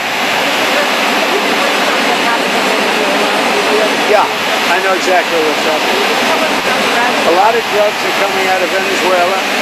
A lot of Nicaragua, they're trying to get out, but we're stopping them successfully at the border in Venezuela. We have a tremendous amount of security. They're sending Nicaragua, that's the gang, probably the worst gang in the world, MS-13M. I think they're probably considered worse. And we don't like what Venezuela is sending us, whether it's their drugs or whether it's their gang members. We don't like it. We don't like it one bit. Hold it. You want to move over here, fellas? Wouldn't it be easier for you? Go ahead. What was the Prime Minister on Friday? Look, we're with them. You know, they've been a great ally. A lot of people don't understand that about Qatar. But Qatar's been a great ally. But they also lead a very difficult life because they're right in the middle of everything. So they have to be a little bit politically correct in their terms. But I will tell you, they've been a great ally for the United States, Qatar. Well, we'll see what happens. There's certainly not a lot of boats out there, I'll tell you, since the first strike and then to a lesser extent the second. We don't see any, I mean, we almost see no boats out there, which is fine as far as I'm concerned. There's been very little boat traffic. I can't imagine why. Just on that, do you think you will start this strike on the mainland, Venezuela? Oh, we'll see what happens. Look, Venezuela is sending us their gang members, their drug dealers, and drugs. It's not acceptable.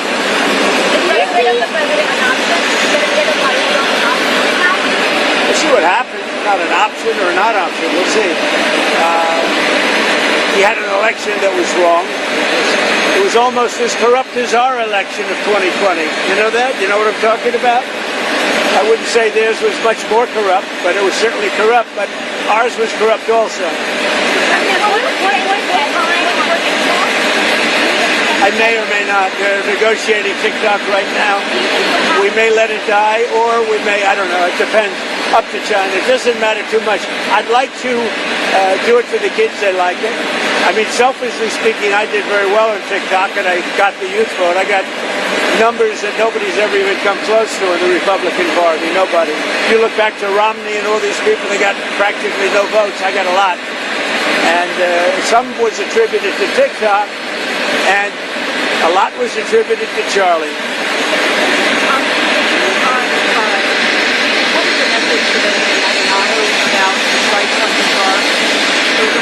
Well, my message is this. They have to be very, very careful. They have to do something about Hamas.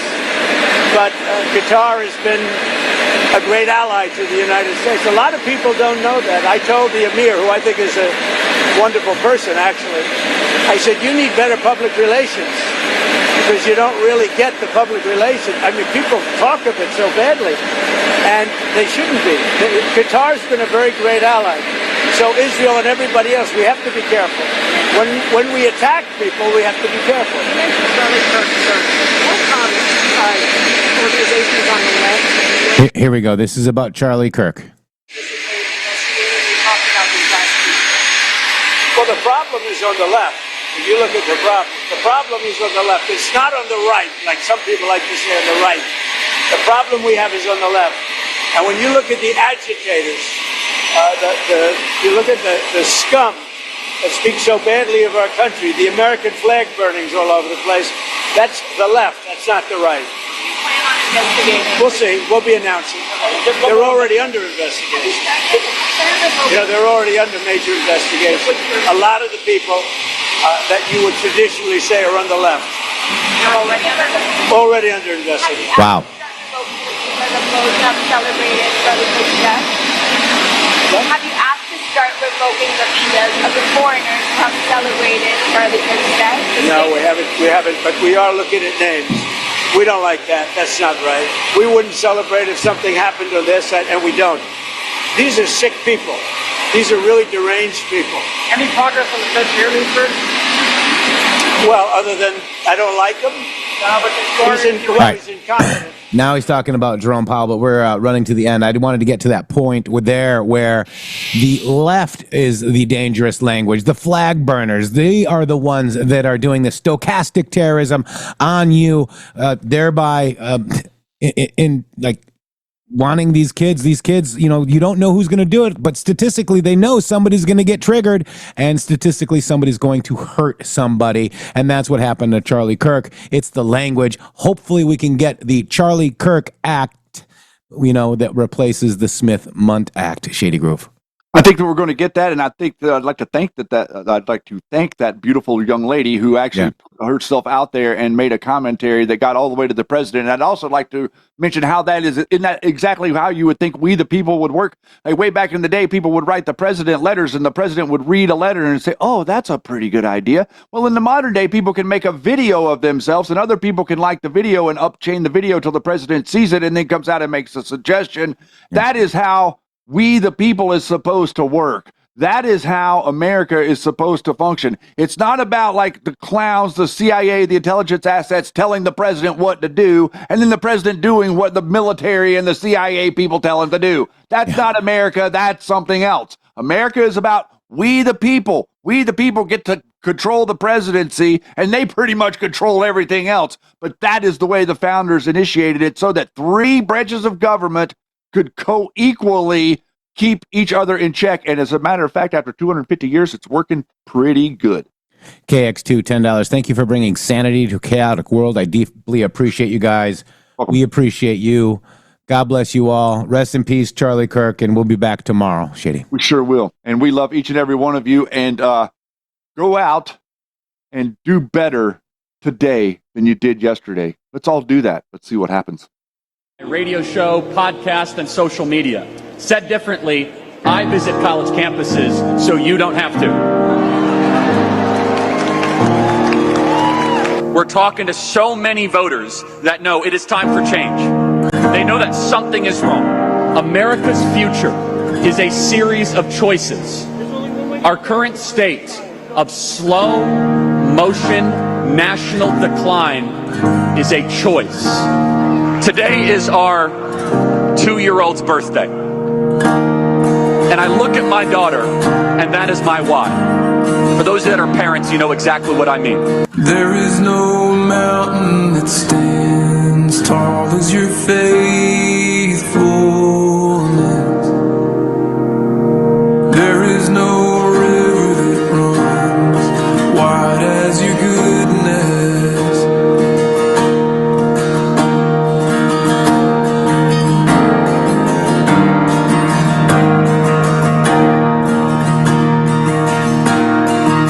Man, Charlie, I remember when we were starting these out, and it was that like that. You know, it was like this. It was like your average first 3 rows. It was like your average political meeting where there was like 12 people in a room, and this is awesome.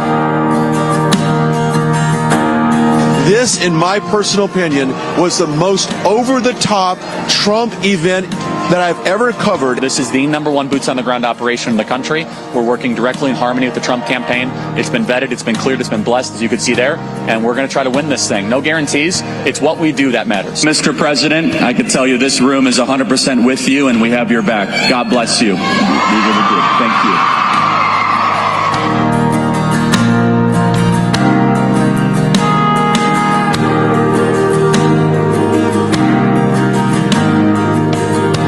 As you know, we are heading on campus here momentarily at the University of South Florida, throwing it down with the students. It's going to be a lot of fun.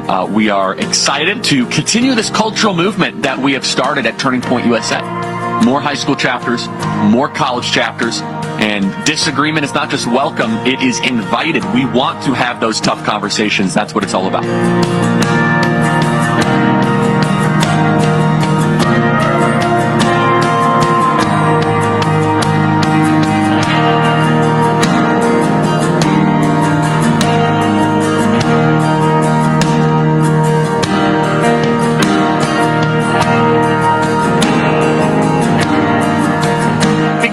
You're not supposed to be involved in this. You're supposed to just kind of be on the vote for me every 4 years, give me more political power, and stay out of my business. And what has happened is we are seeing an explosion in citizen participation. There is nothing else I'll ever need. All of my days, your mercy follows me.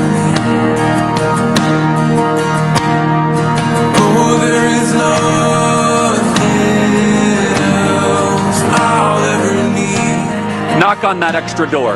Go that extra mile. Talk to that extra friend.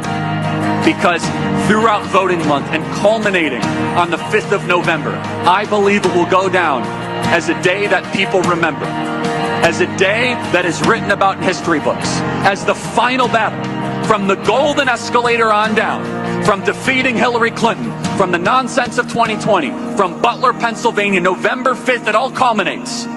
Where we restore the promise that the founders gave us. And they said, hey, if the people want it, the people get it. And we, the people, take back America. God bless Arizona, and thank you so much.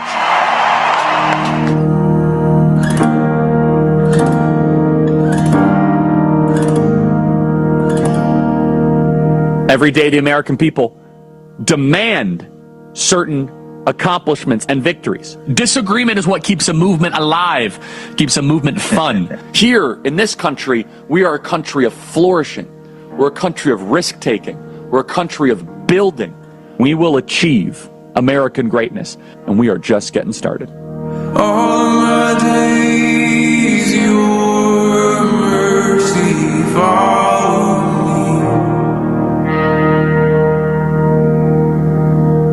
www.tpusa.com